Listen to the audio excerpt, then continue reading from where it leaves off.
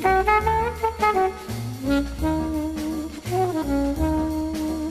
afternoon, everyone. Welcome to this week's Hydrogen Full Court Press feature interview, where we take a deeper dive into what we're seeing of this massive push from all stakeholders across the energy value chain in towards this hydrogen opportunity. I'm joined here today with our special guest speaker, Claude Mourey, who is the Director of Hydrogen and New Energies for Europe, Middle East, and Africa at Wood Mackenzie Consulting. Thank you for joining the show. Good afternoon, Brian. I just wanted to kick off starting here in the region. We're both based in the UAE. We saw headlines a couple of days ago about the announcement from the UAE that they will be developing a framework of regulations around hydrogen with the goal of becoming a global leader in this space. I just wanted to get your thoughts on what you think in terms of the UAE being able to achieve that vision and that goal on the global stage. It's a very good question. UAE is extremely well positioned to become, actually to achieve their ambition for several reasons. The first one is that they're in the middle of two key demand centers for new energy, being Europe and Asia, and they also benefit from very good or extremely low-cost based of renewable with abundant sun, so very good quality of renewable. I think record pricing auction for solar. But they also benefit from the capability to scale up fast blue hydrogen, and they have also infrastructure to export, such as port, such as ammonia plant. So they are in a very good position to actually achieve their position of becoming a very strong hydrogen exporter. Mm.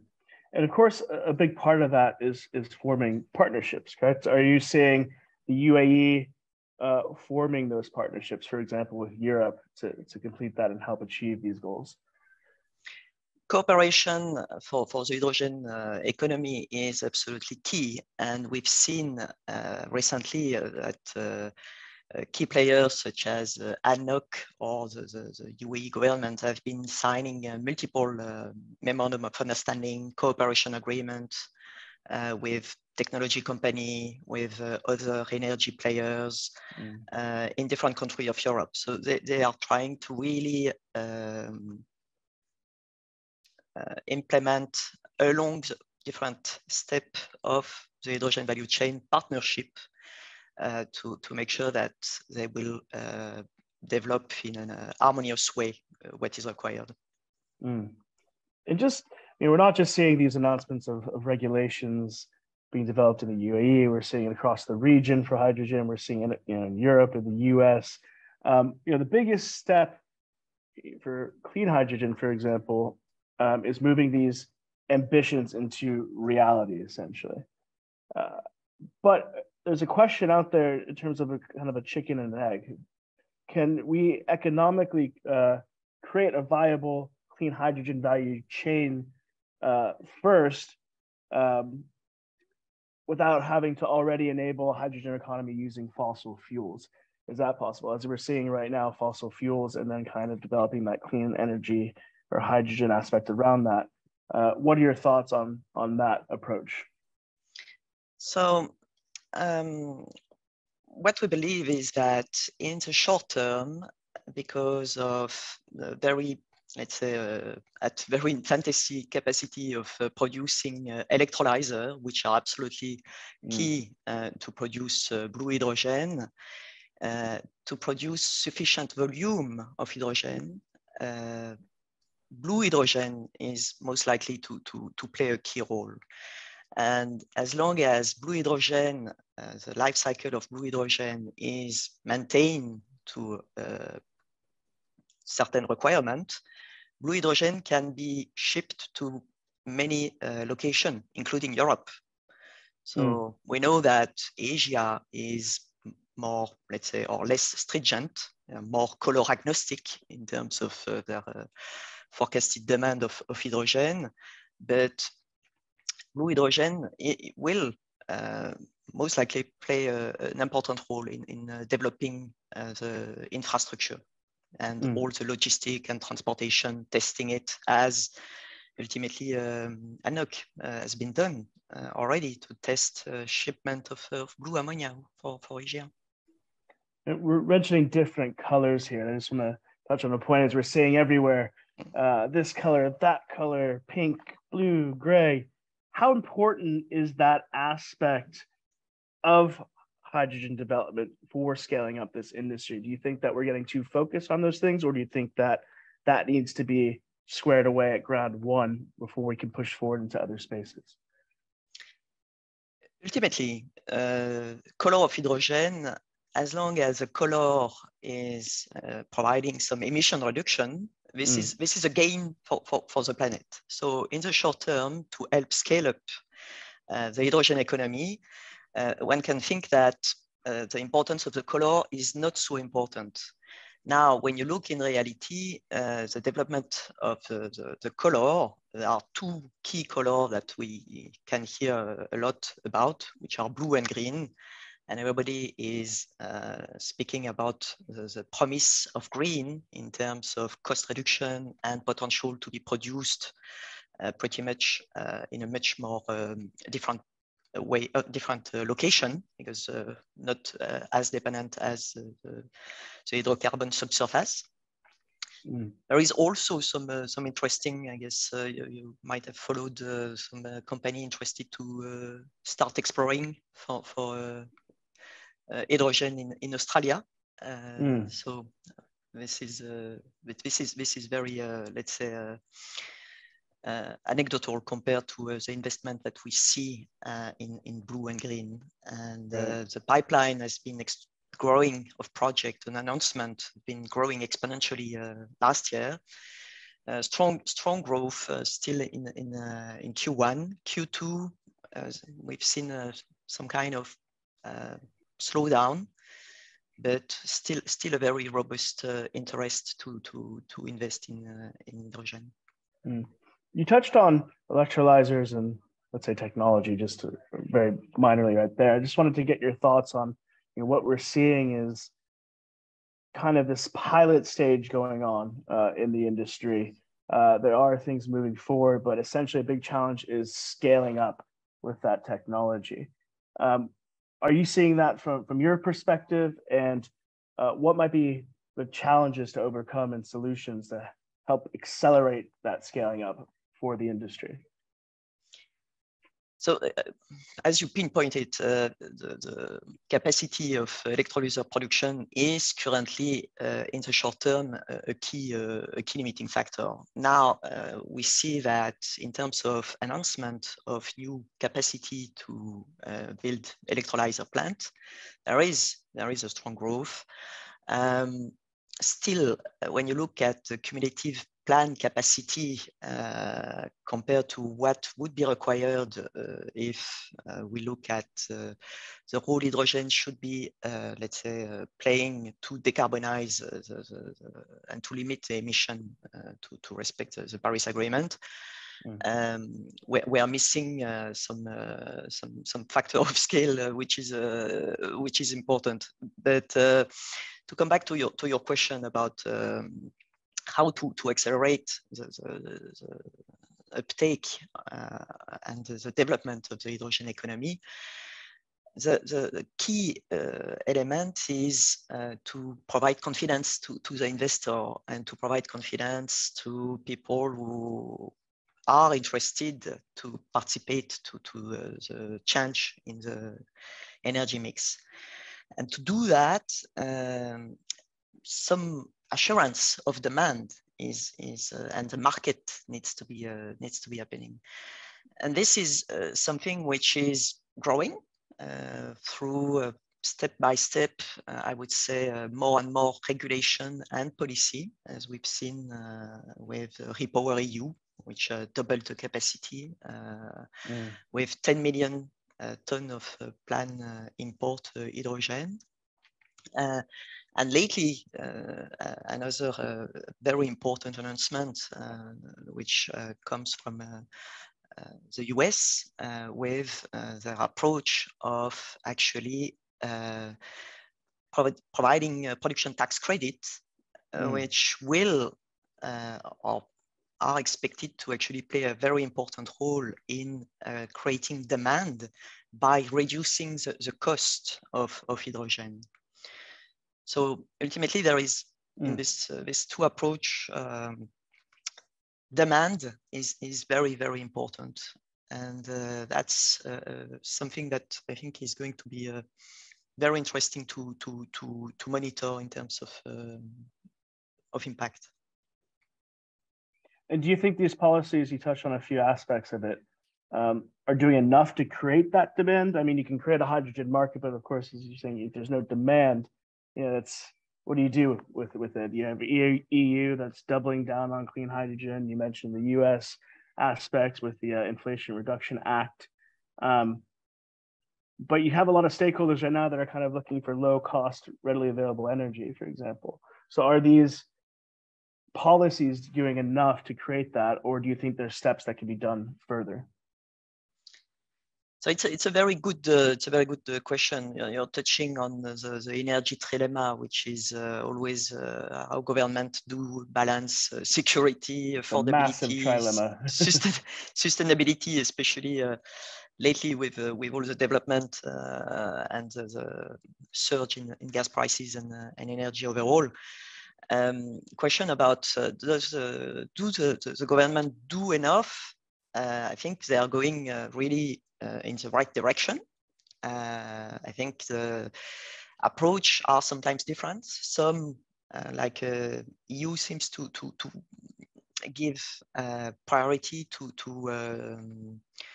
help investment, so more on the capex side, while ultimately the production tax is directly helping or having a more direct effect on demand by reducing ultimately the cost, which should be transmitted to the consumer, therefore easing the adoption. I think it all depends on you know, how government will manage because energy transition is costly. I think this is a point that we should not I think underestimate. And subsidies, someone will have to pay for it at some point in time. So it's is it enough? Probably not. Is it going in the right direction? Absolutely yes. Yeah, we're seeing different approaches, even here in the Middle East right now, in terms of balancing energy security and energy transition and trying to take that practical aspect to it.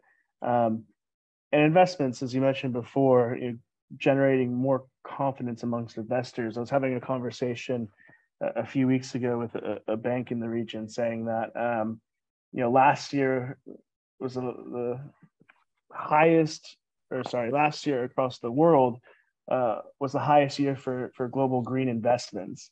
And in order for us to reach our long-term targets, we're going to have a record be broken every year moving forward to come close to those objectives. With these massive policies, are you seeing investor confidence increasing, or do you think that there is still some hesitancy from investors on the opportunity? So from a monitoring of the project announcement perspective, like I mentioned, we are moving both. We see that projects are, you know, progressing in terms of certainty. So moving, getting closer to FID, progressing through the feasibility stage. And then what we in terms of number of announcements, it is, yes, slowing down, but it is still solid. And we can also, I think, some key points that are very interesting to check are the recent announcement of the investor such as Total Energy taking 25% in the Anil company. which is planning to invest $50 billion in the next 10 years. Yeah. There is BP, who acquired 25% also of a very, very large project in Australia. So there is clearly a move towards investing in large projects, including from players that, the oil and gas players, the two I mentioned, that have been, I think, accelerating. One question that we get a lot, of course, there are these massive investments, projects are developing, as you're mentioning, is how do you export hydrogen moving forward? Do you create a hub around hydrogen, for example, and then use products to create green steel and then export that product? Or would you be looking to export the hydrogen directly in carriers, for example? What is your thoughts on both of those options, and what do you think would be most viable? For example, in the Middle East could be a low-cost producer of hydrogen, but getting it from point A to point B becomes a little bit more trickier. So it's a key question that we're getting a lot. However, I think currently ammonia as a derivative to transport hydrogen over long distance seems to be gaining really an advantage over other way of transportation. I'm talking long distance through ship.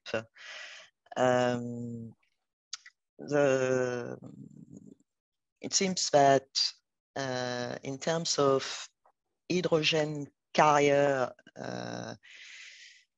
it is the carrier which is winning. It benefits from knowledge from existing infrastructure. Ammonia is not widely traded, but it is traded internationally. So there is experience in handling ammonia. Liquefied hydrogen, there are some pilots that have been done, but the current temperature to which it needs to be transported requires a lot of technology. And I can't imagine scaling up that technology and the challenges. It's currently quite energy intensive. Yeah. Exporting hydrogen as per just a strategy to export hydrogen. Currently, what we see is that the country are building on their, I would say, existing strength, which is potential existing ammonia plant or export infrastructure. To get a purely, let's say, export focus hydrogen economy, will it work fully, or does it go through developing ultimately some demand inside the country as a way to de-risk the project? It is probably a very good strategy, and that's why the potential local demand for low carbon hydrogen is a key factor when you look at advising ultimately investor to where they should actually build their green ammonia plant. So local demand as a way to ensure offtake before to minimize the long-term, let's say, discussion with competition, which is going to intensify, that we shouldn't forget, because the demand centers are known. And do you think those demand centers are going to shift? For example, you could say that China is the UAE's current largest customer, but if you developed a hydrogen center, become a leader in that space, you'd have different demand centers, of course, from an external perspective. Do you see demand centers shifting from a Middle East aspect once this gets off the ground in terms of customers? I think the demand center are going to stay the key, let's say, energy intensive country, big consumer. The country who have expressed already their goal for net zero and commitment will most likely implement the transport, provide the policy to make these goals a reality. So Europe is going to, of course, play a very important role as a demand center for the Middle East. But I would say Asia is going to stay a very important demand center as well. I think that's another a key strength of so the there'll be demand localization of the Middle everywhere, East. essentially. Demand might not happen everywhere. I think what will change is in 2050. I'm not talking short term, but one could imagine that in 2050, the different, I would say, trade flow might look very different, because the capability of producing low carbon hydrogen from renewable, there are other countries who benefit from space to install the renewable source of electricity that could actually become exporter of low carbon energy. So that's going this is going to be an interesting dynamic to watch. Exactly. Well, it seems that 20 minutes goes by pretty quickly, so we'll have to wrap up. But I just wanted to get one closing thought from your side overall on the outlook. We have COP27 coming up. I imagine Wood Mackenzie will be, all hands on deck as well, participating around that moment in time. Go ahead of that. What are you looking for, or what do you think will happen at COP27 that will turn the dial a little bit in the hydrogen space, or what would be your expectations? I believe that getting project mature and sharing feedback of what works, what we thought would be working, getting a little bit more on feedback of the output and the implementation will help the entire international community about what to avoid, what to strengthen. So I think learning from development of projects, or how different policy have been driving investment, is going to be a very interesting, I think, element to be discussed, or should be discussed at COP27. Of course, it's that implementation phase that is always the hardest, and the most lessons need to be learned and shared from that. But thank you very much, Claude, for joining us today. I appreciate your insights and appreciate you taking the time. For all those listening, please feel free to follow Claude on social media, as well as the insights that Wood Mackenzie is constantly sharing in this space.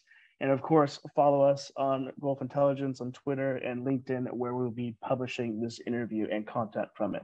But thank you very much again, Claude, for joining us today. Appreciate your time. Thank you for inviting me, Brian. Thank you.